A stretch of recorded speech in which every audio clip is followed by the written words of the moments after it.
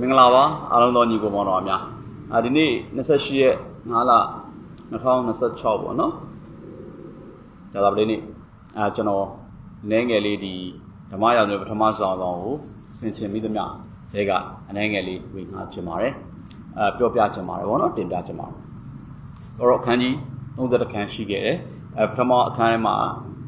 အေလာကာနာနဲ့ဟာနာနဲ့အကြောင်းရေးခွဲတာဟာနာရဲ့နော်ဒီကြည်ခွဲတဲ့နှလုံးသားနဲ့ဘုရားရှိခိုးဆူတောင်းတဲ့အခါမှာ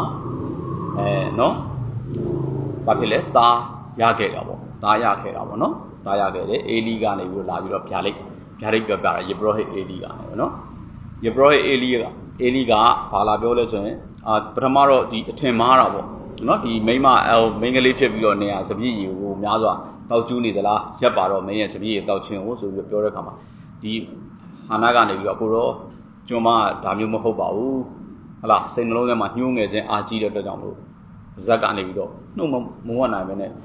တီးလို့ရေရွတ်ရတယ်ဆိုပြီးပြောတဲ့အခါမှာအေလီကနေပြီးတော့ကောင်းကြီးပေးပြီးတော့ဟာနာကဒီဟလားသားစုရခဲ့တယ်ထာဝရဘုရားကနေပြီးတော့သူရှမွေလကိုချီးမြှင့်ခဲ့တယ်ရှမွေလကိုချီးမြှင့်ပြီးတော့သူကရှမွေလလေးနှုတ်ကွာတဲ့အချိန်ပေါ့ရှမွေလနှုတ်ကွာတဲ့အချိန်ဆိုတော့ကျွန်တော်တို့ဆိုလို့ရှိရင်တော့အလုံးလုံးရှိ3နှစ်လို့ယူဆမှာပေါ့နော်ဒါပေမဲ့အဲ့ဒီခါထဲမှာတော့ဘယ်လိုယူဆလဲဆိုတော့မသိဘူးပေါ့ဆိုတော့3နှစ်နဲ့5နှစ်ကြာပေါ့ဒီကလေးပေါ့နော်ဆိုတော့5နှစ်ခန့်ပတ်ဝန်းကျင်လောက်ရှိမဲ့ကလေးလေးပေါ့ဗျာအဲ့ဒါလေးကိုနော်3နှစ်နဲ့5နှစ်ကြာရှိမဲ့ကလေးလေးကိုယေဘရဟိအေလီရှုမှာသွားပြီးတော့ဘုရားအတွက်လှူဒန်းလိုက်တယ်ဒီကလေးကိုထာဝရဘုရားဖို့ဆိုပြီးလှူဒန်းလိုက်တယ်နော်အဲ့တော့ဘုရားသခင်ကနော်ဟာနာကိုဘာကောင်းကြီးပေးလဲဆိုတော့နောက်ထပ်သားသမီး9ယောက်ပေးတယ်နော်သားသမီး9ယောက်ပေးရဲ့ကဲနော်ပြောချင်တာကဒီဓမ္မရာဇဝင်ပထမစာဆောင်တစ်ခုလုံးရဲ့ဇက်ဆောင်မှာမင်းသားကြီးနော်ဘယ်နှလက်ပါလဲဆိုရင်ရှမွေလရဲ့နော်အေလိရဲ့နော်အေလိရှမွေလနောက်ပြီးတော့မှကိုဘာဖြစ်လဲရှောလုနော်တတိယအနေနဲ့ရှောလုနောက်မှာဟလာသူ့ရဲ့သားယောနသန်ပြီးတော့မှဟလာဒါဝိဒ်ပေါ့ဗျာနော်စာသည်ဖြစ်ဒီလိုရခဲ့တယ်ဒါပေမဲ့လည်းတကယ်ကြရင်ဟိုအရှိဆုံးရေးပေးထားတဲ့အကြောင်းရင်းကရှောလုအကြောင်းဖြစ်တယ်ပါရှောလုတကယ်တော့မင်းသားကရှောလုပေါ့နော်တကယ်မင်းသားကြီးတွေကတော့ရှမွေလပေါ့ဗျာရှမွေလဖြစ်ခဲ့တယ်ရှမွေလအုပ်စိုးတဲ့ကာလပြီးရှောလုရောက်တဲ့ခါကျဣသရေလရှင်ဘုရင်ပေးပါဣသရေလရှင်ဘုရင်ပေးပါဆိုပြီးတော့ပြည်သက်တွေကဟလာဣသရေလပြည်သက်ကတောင်းတဲ့ခါမှာဣသရေလလူမျိုးတွေကပြည်သူတွေကတောင်းတဲ့ခါမှာဘုရားသခင်ကနော်ကဲမင်းတို့ဒီလောက်တောင်းခဲ့တယ်ဆိုလို့ရှိရင်ကြည့်ဆိုပြီးတော့ရွေးချယ်ပေးလိုက်တယ်နော်အဲ့ဒီရှောလုကအရန်ကောင်းခဲ့တယ်နော်ဘုရားကိုလည်းချစ်တယ်မိဘခိုင်းတဲ့အလုပ်ကိုလည်းသူလုပ်ခဲ့တဲ့အလုပ်မိဘရဲ့နာခံမှုကိုလည်းသူရှိခဲ့တယ်ဆိုတော့ရှောလုကဘာရလဲတတိုင်းတစ်ပြည်လုံးကိုသူပြန်လဲစီးလုံးသိမ်းသွင်းပြီးတော့သူများလေးလက်ထက်ကနေကဲလိုက်ပါလက်စတိုင်းတွေဟလာတခြားလူမျိုးတွေကနေပြီးတော့ဟလာအာမလက်လူမျိုးတွေအခြားသောလူမျိုးတွေရှိကနေပြီးဣသရေလကိုပြန်လဲကဲတင်ပြီးတော့ဣသရေလနိုင်ငံကိုတည်ထောင်ခဲ့တယ်ပထမဆုံးဘုရင်ဖြစ်ပါတယ်ဘုရားသခင်ဖိတ်သိပ်ပေးတယ်ပထမဆုံးဘုရင်အခြားသောဘုရင်တွေနည်းနည်းပါရှိခဲ့ပေမဲ့ဘုရင်ရဲ့လို့တော့မမြည်ဘူးပေါ့နော်မမြည်ဘူးတရားသူကြီးတွေလက်ထပ်ပြီးတာနဲ့ဂျားထဲမှာနည်းနည်းပါရှိပေမဲ့ဒါပေမဲ့ဘုရားသခင်ဖိတ်သိပ်တဲ့ဘုရင်မဟုတ်ဘူးဘုရားဖိတ်သိပ်တဲ့ဘုရင်ကရှောလုဖြစ်တယ်ဆိုတော့ရှောလုကချောတယ်နော်ရှောလုကချောတယ်လူတကာဂျားထဲမှာကြည်လိုက်ရင်အရက်ကလည်းထောင်မောင်းကြီးဣသရေလလူမျိုးတွေထက်ကိုသူကခေါင်းတုံးမြင့်တယ်အားလုံးကသူ့ရဲ့ပခုံးလောက်ပဲပခုံးအောင်ပါရှိတယ်အဲ့လောက်ထိရှောလုကဒေါင်လဲကောင်းတယ်ချောတယ်နော်ရဲစွမ်းသက်သီးနဲ့လည်းပြေးသွားတယ်ရှောလုရဲ့အသက်တာဘာဖြစ်လို့လဲဆိုပါလက်စတိုင်းတွေကိုလည်းတိုက်ဟဲ့လားအာမလက်လူမျိုးတွေနဲ့တိုက်ဟဲ့လားအခြားသောလူမျိုးတွေလည်းသူတိုက်ခဲ့တယ်တိုင်းတစ်ပြည်လုံးကိုသူပြန်လဲစီယုံပြီးတော့ဣသရေလနိုင်ငံကိုတည်ထောင်ပြီးရှောလုရဲ့ဘုံကြီးအဲ့လောက်ထိဘုံကြီးခဲ့တဲ့ပြည်ဖြစ်ခဲ့တယ်ဆိုတော့ဘုရားသခင်မှာလည်းသူကချစ်တယ်လမ်းလျှောက်ခဲ့တယ်ဆိုတော့အဲ့မှာအရန်ကောင်းတယ်ရှောလုကနော်အဲ့တော့ရှမွေလကလည်းဘာမှပြောစရာအကြောင်းမရှိတော့သူအသက်အရွယ်ကြီးလာပြီဆိုပြီးတော့သူ့ရဲ့သားသမီးတွေကလည်းနည်းနည်းဟိုခေါင်းဆောင်ပိုင်းမှာတိတ်မဟုတ်တဲ့အတွက်ကြောင့်မလို့ဘာလို့လဲဆိုတော့ရှမွေလနည်းနည်းလေးတိုင်းရင်ပြည်မှာဝင်မလို့တော့ဘုရားတရားအလုပ်တော့ပဲလုပ်တော့တယ်အဲ့လိုမျိုးအနေထားလေးကိုဘုရားသခင်ကိုယ်တိုင်စီမံတယ်ရှောလုကလည်းကြိုက်တယ်ရှမွေလကလည်းလက်ခံသွားတယ်ဟုတ်လားအဲ့တော့ဘာဖြစ်လာလဲဆိုဣသရေလတိုင်းပြည်အိုးကျုပ်လာတဲ့ဘုရင်ကအရန်ဟိုကောင်းတယ်ပေါ့နော်အရန်ကောင်းတယ်တိုင်းပြည်တည်ထောင်လာတဲ့အဆင့်ကိုရောက်လာတယ်ဒါပေမဲ့နောက်ပိုင်းမှာဘာဖြစ်လာလဲဆိုတော့ဒီပါလက်စတိုင်းတွေကပြန်လဲပြီးတော့တော်လန်လာပြီးတော့ကျူးကျော်လာတယ်ဟလာရန်စလာတယ်အဲ့ဒီနေရာမှာဂေါ်လာယာကစိတ်ပေါ်တယ်တကယ်တော့ပါလက်စတိုင်းကိုသူထွက်တိုက်ဖို့ပါပဲထွက်တိုက်ရမှာထွက်တိုက်ဖို့သူတို့တက်တွေလည်းပြင်ပြီးသွားပြီဟိုတက်တွေအခင်းချင်းတွေလည်းရှိခဲ့ပြီးသွားတယ်ဒါပေမဲ့ဂေါ်လာယာစီးချင်းထိုးဖို့ခေါ်တာနော်တိုက်ဖို့ခေါ်တာမဟုတ်အဲ့ဂေါ်လာယာစီးချင်းထိုးဖို့ခေါ်တဲ့ခါမှာကျတော့ဘာဖြစ်သွားလဲဆိုတော့ ထွက်မဲ့လူမရှိဘူးထွက်မဲ့လူမရှိရင်လည်း तू ကလောလောဆယ်မှာရှင်ဘရင်မိတ်နဲ့မပြောခိုင်းထားဘူးဘယ်သူမှတားထားတယ်ဘာဖြစ်လို့လဲဆိုတော့ဒီအလုပ်ကထွက်တိုက်ရ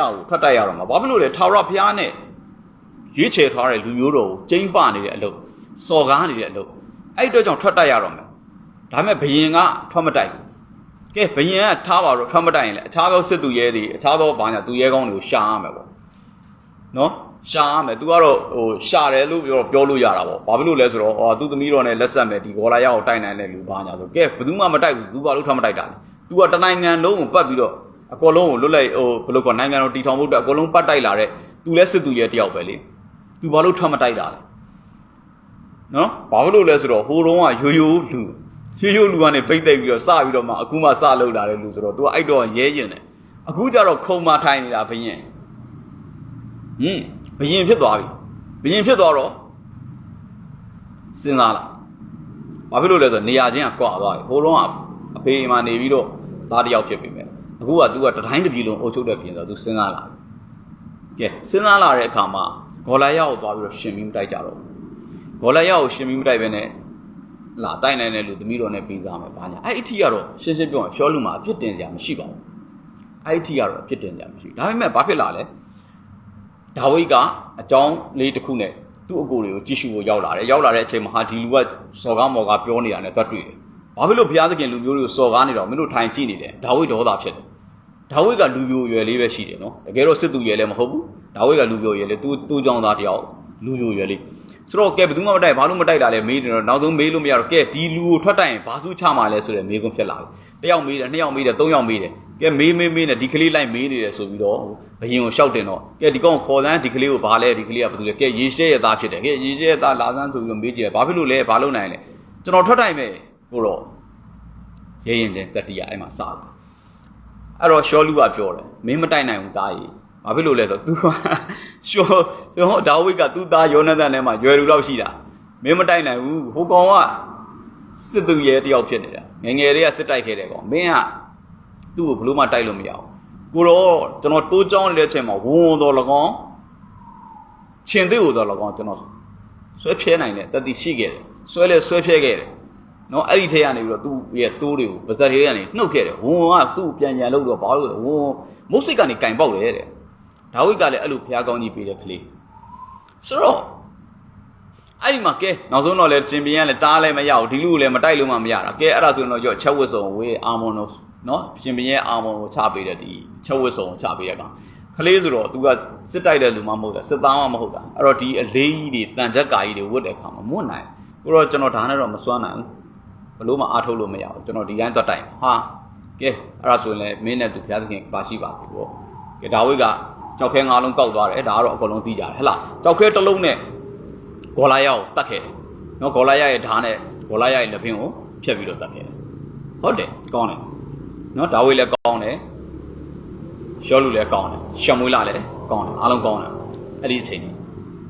ဒါပေမဲ့အဲ့ဒီမှာဇလန်းစလာတာဇလန်းအစ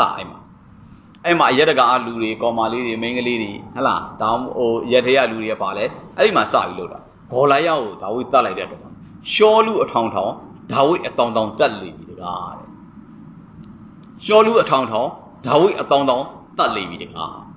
းကျွေးကြော်ကြတဲ့အခါမှာအလှဲ့လဲရက်လှည့်ပြီးတော့ကျွေးကြော်ကြတဲ့အခါရှောလူနာတော်တဲ့ပြန်ရောက်တယ်ဘရင်နာတော်တဲ့ပြန်ရောက်တဲ့အခါဟာဒီကောင်ရောက်တော့အတောင်တောင်ငါကြတော့အထောင်ထောင်တကယ်ဆိုလို့ရှိရင်အခုပဲပါလက်စတိုင်းတွေလက်ထဲကနေတိုင်းပြည်ကိုကယ်ခဲ့တယ်သူချီးမြှောက်ရမှာမချီးမြှောက်ပဲနဲ့မနာလိုဖြစ်တယ်နော်မနာလိုဖြစ်သွားပြီးတော့ဘာဖြစ်သွားလဲသမီးတော်နဲ့ပေးသားမဲ့ဥစ္စာသမီးတော်နဲ့မပေးသားဘဲနဲ့အခြားလူတစ်ယောက်နဲ့ပေးသားတာကဲနော်ရှောလူမနာလိုဝန်တိုစိတ်ကလေးဝင်လာတာဘယ်မှမစဘူးမနာလိုဝန်တိုစိတ်ကလေးဝင်လာအဲ့ဒါကြောင့်ညီကိုတို့ကျွန်တော်ဂျားထဲမှာဖြတ်ပြီးတော့ငင်းငယ်ပြောချင်တယ်မောင်နှမတွေဘာလဲဆိုတော့စာရန်ကိုဝင်ခွင့်မပေးဘူးစာရန်ကိုဝင်ခွင့်မပေးနဲ့ဓာရပေါက်တွေရှိသမျှကိုဒီကောင်ချောင်းနေတယ်စာရန်သည်ဟောက်သောခြင်းသေးကဲ့သို့အဘယ်သူကိုဝါမျိုးရအံ့နီးဟုချောင်းမြောင်းတယ်ဆိုတော့သူ့ရဲ့အတွင်းစိတ်နှလုံးစကားကိုဖွင့်ပေးလိုက်တယ်ဘာနဲ့လဲမနာလိုစိတ်နဲ့ဖွင့်ပေးလိုက်တယ်ဟိုကောင်ဝင်လာပြီနော် ဝင်လာပြီဝင်လာတော့ဘာဖြစ်လဲညအိတ်မပြောမနာလူစိတ်ကဘာဖြစ်လဲဆိုညကောင်းအတောင်းတောင်းငါ့ကိုအထောင်းတောင်းညအိတ်မပြောညအိတ်မပြောတာရက်ဆက်တွေဖြစ်လာတဲ့အခါမှာအေးကြီးပြက်တဲ့လူကအစားပါပြက်တယ်အေးကြီးပြက်တဲ့လူကအစားပြက်တယ်အစားပြက်လာတယ်အေးကြီးပြက်လာတာများတော့ဘာဖြစ်လဲခေါင်းကိုက်ဝေဒနာရတယ်ဟုတ်လားနော်ဇလန်ကအဲ့လိုစလာအဲ့တော့ရှောလူကအဲ့လိုခေါင်းကိုက်ဝေဒနာရလာတဲ့အခါမှာဘာဖြစ်လဲဆိုတော့တခါတိုင်းပြည်ဟိုအတိုင်းပြည်မှာကဲဟိုဘယ်လိုလုပ်မလဲဘယင်ကိုပြောတဲ့ခါမှာမူမက်ဘူးတော်မက်တော်တွေကဘာလျှောက်လဲဆိုတော့စောင်းတီးတတ်တဲ့လူကိုရှာပါကိုတော့စောင်းတီးတတ်တဲ့လူကိုရှာဆိုတော့စောင်းတီးတတ်တဲ့လူကတခါဘာလို့လဲဆိုတော့ရေရှဲရဲ့သားဒါဝိပဲဖြစ်တယ်နော်သူကตาရစွာတီးတတ်တယ်တော့သဘာလို့တီးတတ်မှာတောထဲမှာနေတဲ့ခါမှာတိုးကလေးတွေကို तू ကမြင်တဲ့ခါမှာစမ်းချောင်းတွေကိုမြင်တဲ့ခါတစ်ပင်တွေကိုမြင်တဲ့ခါဟလာအရာရာတွေကိုမြင်တဲ့အခါအန်ဒီရယ်တွေကိုကြုံတဲ့အခါ तू ကဘုရားသခင်ကိုချီးမွမ်းပြီးဆက်ဆူလာတဲ့တန်စင်တွေစာသားတွေကဘုရားသခင်ရဲ့စိတ်ကိုနူးညံ့စေသလိုကောင်းကြီးမင်္ဂလာတွေကိုလည်းဖြစ်ပေါ်စေတယ်သူကိုယ်တိုင်လည်းချီးမွမ်းခြင်းရစ်ကိုပူဇော်တဲ့လူကချီးမြှောက်ခြင်းကိုခံရတယ်အဲ့တော့ဘာဖြစ်လဲဆိုတော့ तू ကရှင်ဘုရင်ရှေ့မှာသွားပြီးတော့စောင်းလေးတီးပြီးတော့ဘုရားသခင်ကိုချီးမွမ်းတဲ့အတန်တွေကြားတဲ့အခါဟိုလူရဲ့အော်ရဘတ်စိတ်ကခြေလန်းလာပြီးတော့ဘာဖြစ်လဲဆိုတော့နော်ဟိုမကောင်းတဲ့အရာတွေပျောက်ပြီးတော့ခေါင်းကိုက်ဝေဒနာတွေပျောက်သွားတယ်အဲ့တော့ तू စောင်းတီးတဲ့အချိန်လေးဒါလေးနားထောင်နဲ့သေးတန်လေးတွေနားထောင်ဘုရားသခင်ရဲ့ချီးမွမ်းတန်လေးတွေနားထောင်တဲ့အခါမှာခေါင်းကိုက်ဝေဒနာပျောက်ခေါင်းကိုက်ဝေဒနာပြန်ဝင်လာရင်ဝင်လာတာရှင်းရှင်းလေးပဲဒီတာဝိရှိနေမနာလို့ဖြစ်တယ်မနာလို့ဖြစ်ရင်အိမ်မရအိမ်မရစားမရအိမ်မရနှစ်ခုပေါင်းခေါင်းကိုက်အဲ့တော့တစ်ခါစောင်းပြန်ဒီတာဝိရှိနေရင်သူသားရော့နေတယ်ဘယ်ရင်မဖြစ်တော့နော်အဲ့တော့ဘာလို့လဲဆိုတော့ဒါဝိကိုမနာလို့ကဲဒါဝိသွားနော်မူတော်မတ်တော်တွေနဲ့ကြောက်ပြီးတော့ကဲသူ့သမီးနဲ့တမတ်တော်တော်တင်ပါတယ်ဆိုပြီးတော့ဘာလို့လဲမနာလို့စိတ်နဲ့ဒါဝိသေးပါစေဆိုတဲ့စိတ်နဲ့ဘာလို့လဲ तू မတတ်ချင်အောင်လေဘာဖြစ်လို့လဲဆိုတော့ तू ကဒီကလေးကဖျားနဲ့ရှိနေတဲ့ကလေးဆိုတော့ तू သိတော့မတတ်ချင်တော့ပါလက်စတိုင်းတွေတတ်ပါစေဆိုပြီးပါလက်စတိုင်းအရေးပြားတရားနဲ့သူ့သမီးမခါလာဘူးတောင်းပါတဲ့ဟောဒါဝိကပါလက်စတိုင်းရောက်200ရဲ့အရေးပြားနဲ့မိခါလာကိုတင်တောင်းခဲ့အဲ့တော့ရှင်မင်းရဲ့စကားဖြစ်နေတဲ့ကြောင့်ရှင်မင်းကမပေးစားလို့မရအောင်ပေးစားခဲ့ရတယ်ပေးကားခဲ့ပြီမဲ့ဒါဝိရှိနေလို့မရဘူးဒါဝိကိုတတ်ဖို့အကြောင်းမျိုးကြံကြတဲ့လှန်နဲ့ထိုးဖို့ကြံစီတဲ့အိတ်နေရင်းနဲ့ကရင်ကိုမဝါပြီးတတ်ဖို့ကြံစီတဲ့အဲ့လိုမျိုးတွေအမျိုးမျိုးလုပ်တယ်ဘုရားသခင်ကလည်းအမျိုးမျိုးသူ့ကိုကယ်တင်ခဲ့တယ်ဒါဝိကိုဘာဖြစ်လာလဲမနာလိုစိတ်ဆိုတဲ့သေးသေးလေးရနေပြီးတော့မနာလိုစိတ်သေးသေးလေးရနေပြီးတော့လူတတ်ဖို့ကြံစီတဲ့အထီးဖြစ်သွားတယ်လူတတ်ဖို့ကြံစီတဲ့အထီးဖြစ်ပြီးတော့လူလိုက်တတ်ပြီဟောမနာလိုစိတ်လူတတ်ဖို့ကြံစီတဲ့လူလိုက်တတ်ပြီအဲ့ဒီကတဖြည်းဖြည်းနဲ့ကြီးထွားလာတယ်အဲ့ဒါကြောင့်ဝင်ပေါင်းမပေးနဲ့မျက်စိကိုဝင်ပေါက်ပေးရင်မျက်စိကနေဝင်မင်းနှာခေါင်းပါဇက်နာအိုးတကူလုံးကောင်စိုးမိုးပြီးကောင်လှုပ်တော့မယ်ရှော့လူကအခုအဲ့ဒီယောဂရသွားပြီဘလို့မှမရတော့သူ့မှာတန်ရှင်းတော်ဝိညာဉ်တော်ထွက်သွားပြီမကောင်းတဲ့ဝိညာဉ်သူ့မှာဝင်ပြီတန်ရှင်းတော်ဝိညာဉ်တော်သူ့ကိုမကိန်းအောင်တော့ဘိသိက်မပေးတော့အဲ့ခါမှာဒါဝိဒ်ကိုဘုရားသခင်ကောင်းကြီးပေးပြီနော်အကြောင်းမျိုးကြောင့်ဒါဝိဒ်ကထွက်ပြေးရရင်လိုက်တတ်တယ်ဒါပေမဲ့ဒါဝိဒ်လက်ကိုအပ်ခဲ့တယ်ရှော့လူကိုနော်နှစ်ကြိမ်တိတိအတော့နှစ်ကြိမ်တိတိဘုရားသခင်ရဲ့ဘိသိက်ထားတဲ့သူကိုမတတ်ဘူးဒါဝိဒ်ကအဲ့လိုမြတ်တာဘုရားသခင်ရဲ့မြတ်တာရှိပြီးတော့သူ့လွတ်ပေးခဲ့တယ်အဲ့လိုမျိုးလူကိုလိုက်တတ်နေတယ်ရှောလူကတိုင်းပြည်ကိုပါလက်စတိုင်းလက်ကကယ်ခဲ့တယ်နော်တမတ်တော်ဖြစ်တယ်အမှုတော်ကိုကောင်းမွန်စွာထမ်းဆောင်တယ်ဘုရားသခင်ရဲ့ဂုဏ်တော်ကိုချီးမွမ်းပေးတယ်သူ့ရှေ့မှာသူ့ကိုယ်စားအဲ့လိုလူကိုလိုက်တတ်တယ်အဲ့လိုလူကိုလိုက်တတ်တယ်အဲ့တော့ဘာဖြစ်လဲလူတက်ရန်ကြံစီတယ်လူလိုက်တတ်တယ်တတ်လို့မရတော့နီးပေါင်းစုံနဲ့လှုပ်တယ်လိုက်လို့ရင်လည်းဘာလုပ်ခဲ့လဲဒါဝိဒ်ကိုကူညီပါတယ်ဆိုပြီးတော့ယေဘရောဟိတ်နော်ယေဘရောဟိတ်ကိုတယောက်တည်းတန့်အားမရလို့သူ့တစ်မျိုးလုံး85ပါးယေဘရောဟိတ်85ပါးရဲ့အဲ့ဒီရွာမှာရှိတဲ့မိန်းမယောက်ျားကလေးအကုန်တပ်လိုက်တယ်စဉ်းစားကြည့်သေးသလေးနော်သေးသလေးဒါလေးကတော့သေးသလေးပဲငါတို့ဘာမှမဖြစ်ပါဘူးဒီတစ်ခေါက်ကလက်လေးသွားလိုက်ဒီတစ်ခေါက်ဆေးကြောက်လေးရှူလိုက်တာဒီတစ်ခေါက်မကောင်းမှုနဲ့ပေါင်းပြီးအရက်တောက်ကျွန်တော်ပြောတာစင်ချင်ဖို့ပြောနေတာနော်ခင်ဗျားတို့ဟိုဟာလှုပ်လို့ဒီဟာလှုပ်လို့ကျွန်တော်ဟိုဟာလှုပ်လို့ဒီဟာလှုပ်လို့ပြောနေတာမဟုတ်စာတန်ကိုဝင်ပေါက်ပေးတဲ့ကိစ္စကိုကျွန်တော်ပြောနေတာစာတန်ကိုဝင်ပေါက်ပေးလိုက်တာခင်ဗျားတို့သေးသေးလေးလို့ထင်တာအထူးသဖြင့်အဲ့ဒီနော်ဒီလောကနဲ့ပတ်သက်လာပြီးပြောရင်ကျွန်တော်တို့မှာအတွေ့အကြုံအများကြီးရှိတယ်အဲ့ကလတ်တွေသွားအဲ့ဒီကနေမကောင်းတာတွေတွေ့ခဲ့ကလတ်ကိုသွားရင်ဘာတွေတွေ့မလဲအရက်တွေတွေ့မယ်ဆေးတွေတွေ့မယ်နော်ဟလာတချို့လိုအပ်လို့ဟလာယမကာကဆရာဝန်ညွှန်ကြားလို့ရက်ကနော်ဟိုနော်ဟ စပြည့်ရေကလိုအပ်လို့တပတ်နှစ်ပတ်ဒါမျိုးယောက်ျားလေးတွေတောက်ရတာရှိတယ်မိန်းကလေးတွေကလေးမွေးပြီးသွားရင်ဟိုတော့ brandy old brandy ကိုတပတ်လောက်တောက်ရတယ်ဒါမျိုးလေးတွေကတော့တစ်မျိုးပေါ့မိန်းကလေးတွေဟိုနော်ဟိုယာဒီစဝန်းနဲ့ပတ်သက်ပြီးတော့နာကျင်တာကြိုက်ခဲတာလေးဆိုလို့ရှိရင် old brandy ဒါမှမဟုတ်ရင်လည်းအဲ့လို wine လေးတပတ်လောက်တောက်ရဒါကပြဿနာမရှိဘူးလိုအပ်လို့စေးဝါးရဒါပေမဲ့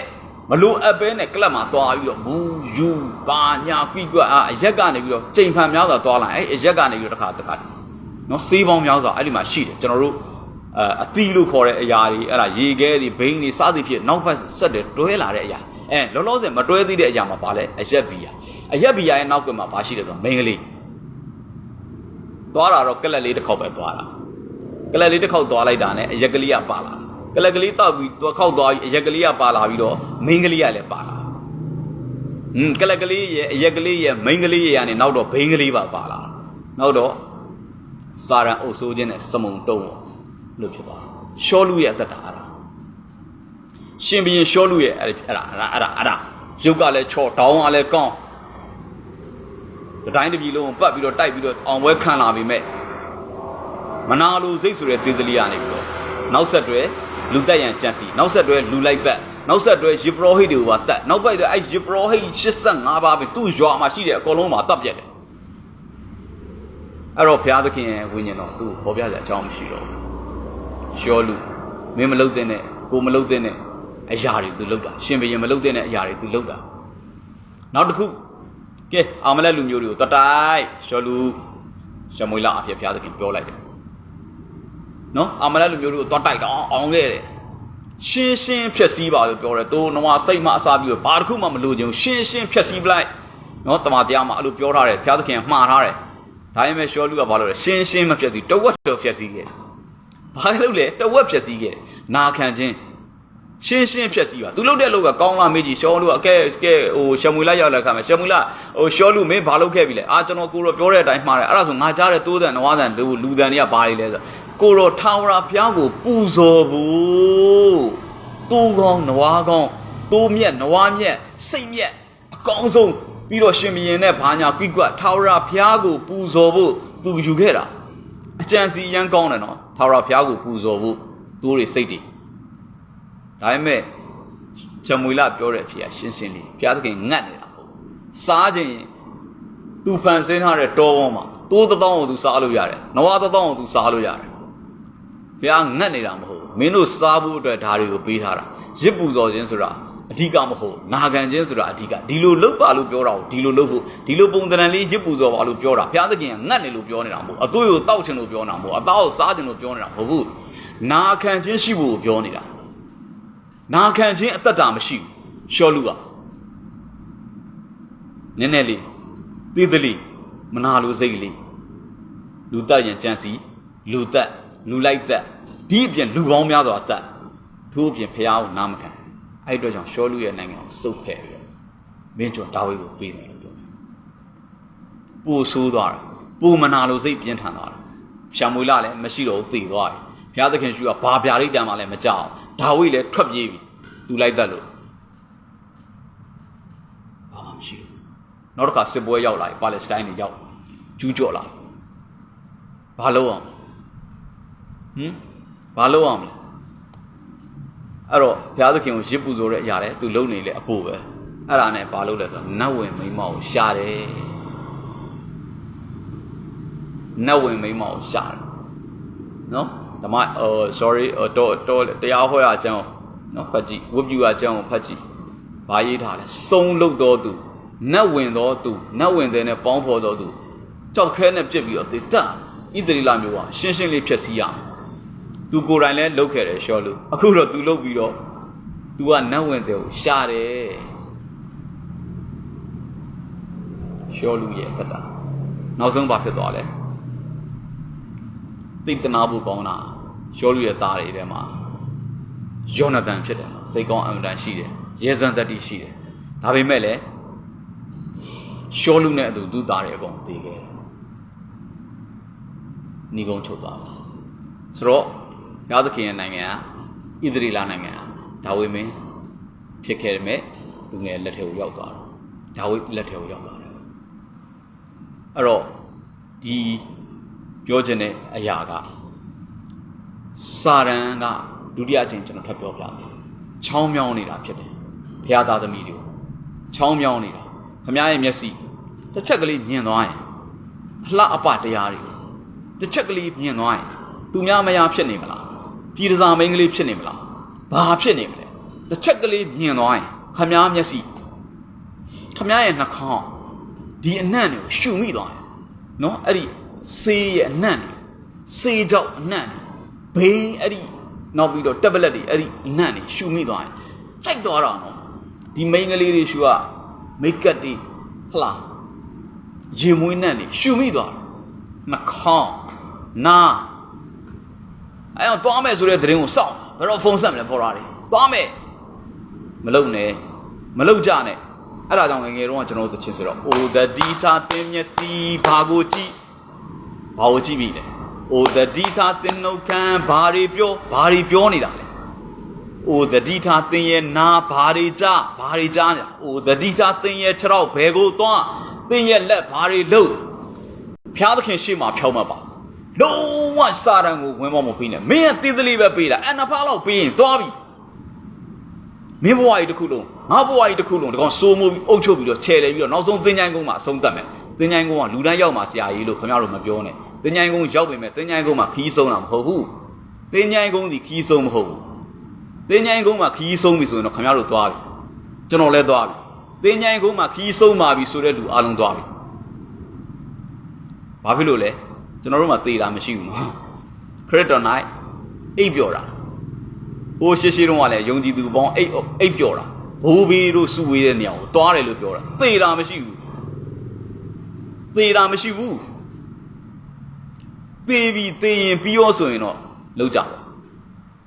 နော်သေပြီးသည့်နောက်ဝယ်ရှိတယ်ဘီမာဂျက်မန်လို့ခေါ်တဲ့ဂျက်မန်စီရင်ချင်းပလင်ဖြူတရားစီရင်ချင်းအဲ့ဒီမှာဘယ်လိုတော့တွေ့မလဲကျွန်တော်တို့ဘယ်လိုအစ်စ်ခံမလဲ